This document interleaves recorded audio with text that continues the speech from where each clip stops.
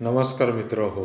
माझ्या मते स्लीप किंवा झोप ही एक प्रकारचे साधना आहे किंवा एक प्रकारचं मेडिटेशनचं रूप आहे असं मी समजतो.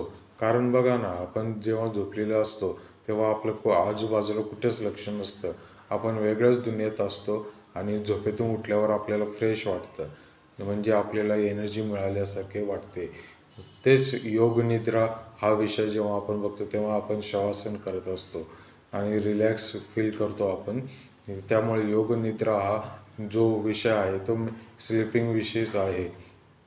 आणि पुढचा विषय असा आहे की आपण त्यांना द प्रॉफिट ऑफ स्लिपिंग किंवा स्लिपिंग प्रॉफिट असंही म्हणतो. एडवर्ड केसी हे त्यांचं नाव झालं आहे. एडवर्ड केसी हे ट्रान्सलाइक स्टेटमध्ये असायचे आणि झोपेत असताना ट्रान्सलाइक स्टेटमध्ये असताना ते आपल्या